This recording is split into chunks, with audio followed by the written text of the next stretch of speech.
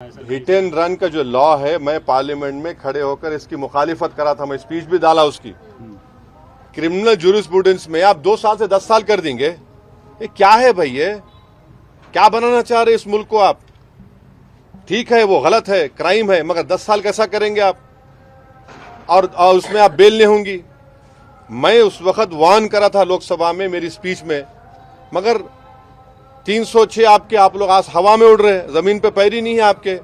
अब जब पूरे ट्रक ड्राइवर्स निकल गए और पूरा शहर जाम हो गए, शहरा जाम हो गए, रोड पे पेट्रोल नहीं, डीजल नहीं, तो जब इनको ख्याल आया, क्यों प्राइम मिनिस्टर मोदी और अमित शाह आवाम रोड पे निकले डरते हैं लोग?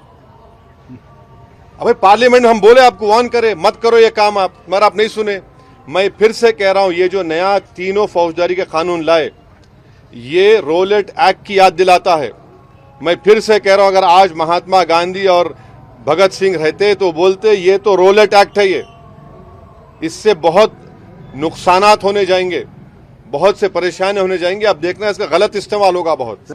सर, गिरिराज सिंह ने बात करते हुए कहा है कि सुन लो ओवैसी, राम मंदिर तो झांकी अभी बहुत और कुछ बाकी है, ये बताया है सर, इस पर क्या कहेंगे? तो हम चाहेंगे कि भारत के प्रधानमंत्री नरेंद्र मोदी इनके इस बयान पर बता दें कि सच है।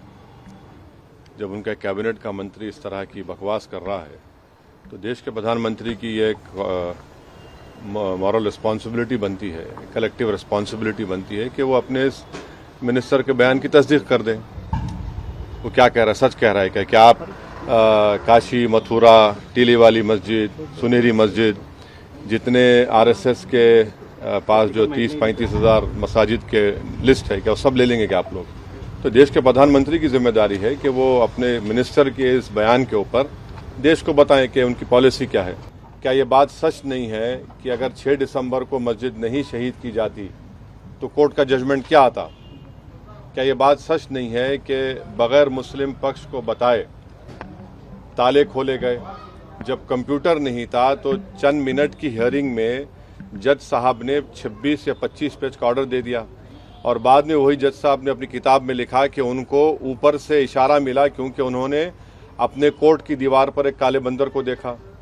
क्या ये बात सच नहीं है कि जब जीबी पंत उत्तर प्रदेश के मुख्यमंत्री थे, रात के अंधेरे में बाबरी मस्जिद में मूर्तियां रख दी गई, उसके बाद मस्जिद को बंद कर दिया गया? ये फैक्ट है, सुप्रीम कोर्ट का जजमेंट फैक्ट है।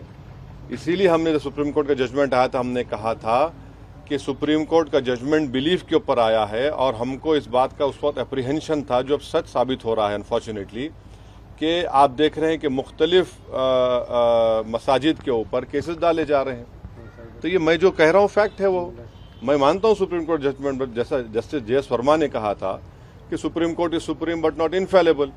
अब आप मेरे को बताइए, टीले वाली मस्जिद का किस्सा क्या है? 200 साल पुरानी मस्जिद है, और लुटियंस जब बना रहे थे दिल्ली को, तो उसको छोड़कर बनाया गया। तो पहले वहाँ पर गांवों को हासिल किया गया और मस्जिद को कोई हाथ नहीं लगाए। आप मस्जिद के ऊपर नोटिस देते हैं। तो ऐसे कई मसाजिद हैं जहाँ पर संघ परिवार से ताल्लुक़ रखने वाले लोग या उनकी आइडियोलॉजी से अपने आप को करीब मानने वाले लोग इस तरह के कोशिशें कर रहे हैं ना। असदुद्दीन ओवैसी ही इस मुल्क का सबसे बदनाम आदमी है, बाकी सब राजा हरिश्चंद्र की औलाद है, दूध के धुले हुए हैं, इनसे कोई गुनाह हो ही नहीं सकता।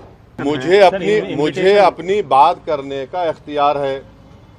भारत का आइन, भारत का कॉन्स्टिट्यूशन, संविधान मुझे अपनी बात रखने का इख्तियार देता है। अगर आपको मेरी बात पसंद नहीं आ रही तो कान में रुई लगा लीजिए आप, मगर मैं सच्चाई को बयान कर रहा हूं। आप डिसएग्री करिए, मगर आप बोलेंगे नहीं, अब नहीं, तुम नहीं बोलना, हम वो कर देंगे। अरे भाई क्या करेंगे आप?